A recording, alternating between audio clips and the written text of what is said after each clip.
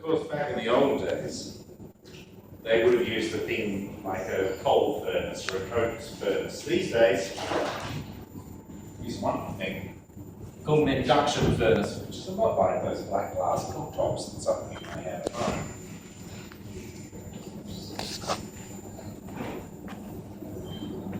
So what I'm waiting now for is the gold to finish melting. And then I'm going to let it heat to the point where it's almost iridescent. And then I know that it's ready to be poured. So we're still about 2 minutes away. I would ask all of you to make sure you don't move any closer. If I were to drop the crucible between here and there, I would expect to lose a few toes, perhaps even an entire limb. If a drop fell on you because you crept too close to a good photograph, it would come out again on the other side.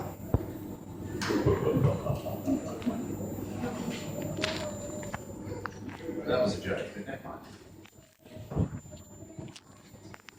Alright, so we're just waiting for the gold to change colour now. Bear with me, folks, this takes a bit of concentration.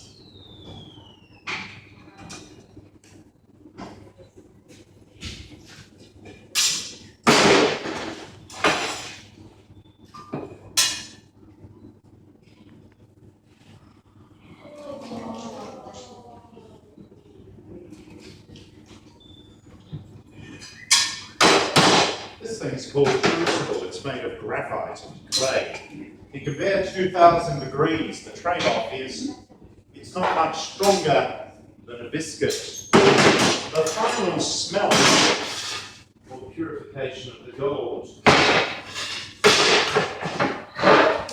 which you just witnessed, really is a very simple process.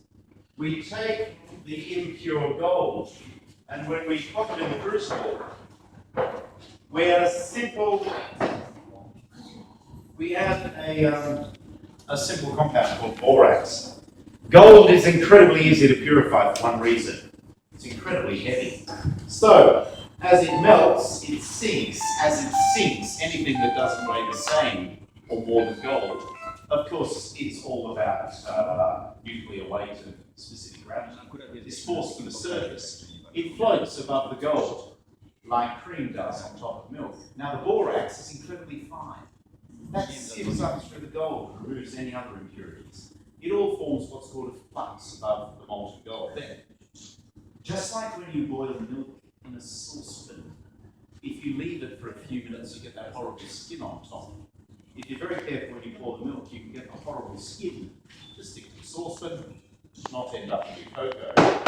As you can see, this is still a little bit warm.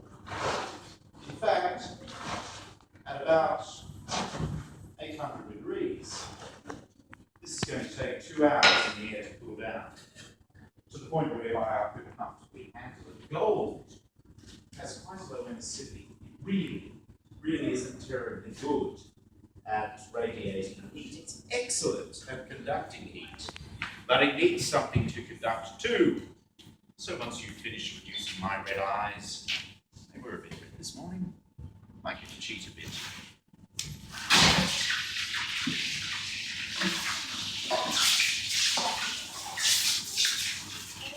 And hopefully by the time I've taken off these highly effective gloves, this particular bar of gold is going to go from 800 degrees down to about 10 or 20.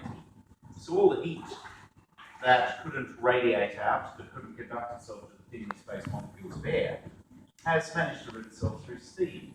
So in that very short time, this particular bar of gold is now perfectly safe to handle. And what we're left with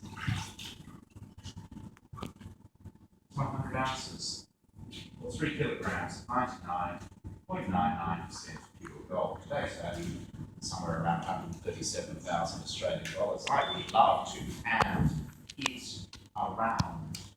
Unfortunately, there's about 137,000 reasons I'm not allowed. However, I do need to prove it's gold. You see, there are skeptics in the world, quite right. I'm one of them who would say, wow, that's not gold.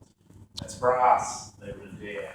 Brass really is very light. It could be lead for the weight. Lead really doesn't look like this. I have to put it through 1200 degrees. What's your name? Correct. You win. Could you come up and help me, please? Okay, all you have to do is put out both hands, tell the truth. Is it heavy?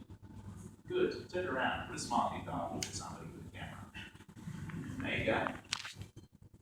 Was it Jojo or Georgia? Georgia. Thank you, Georgia. Give Georgia a round of applause. Unfortunately, what I've got to do now is take this delightful bauble, drop it back into its bulletproof case. Voila. Then I'm going to open up these doors. We have a shop. Bet you never expected that. You don't have to buy anything. Come through, say that. Enjoy the rest of your day, folks.